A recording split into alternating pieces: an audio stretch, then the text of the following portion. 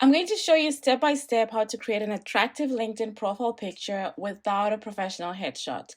I've made several videos on how to optimize your LinkedIn profile and have recruiters and hiring managers constantly reach out to you for opportunities. I'll link that playlist in the description box. Having an attractive LinkedIn profile is a key piece in optimizing your profile.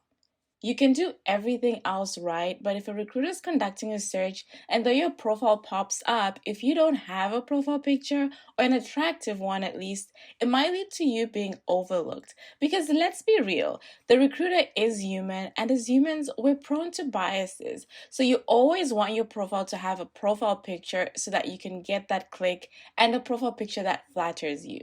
So if you want to have an attractive profile picture that will result in more views and search appearances, keep watching. The first thing you're going to do is go to canva.com.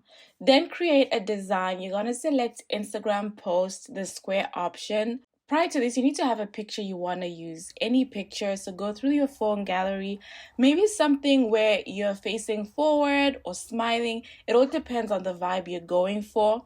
Then once you have a picture, you want to upload it to Canva and then make sure it's cropped properly so that it looks like a headshot. So just play around with the sizing and the dimensions until it looks like a headshot.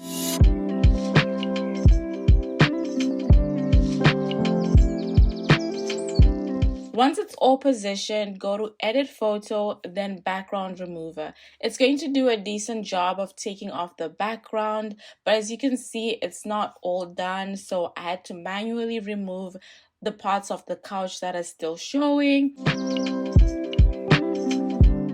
And it's still not perfect, but I will keep going back and forth until it's done. The next thing you're gonna do is put a picture or some sort of design behind the background, just so you add a little bit of character to it. As you can see, I tried a few backgrounds and I just was not feeling them, so I ended up settling for just a black plain background.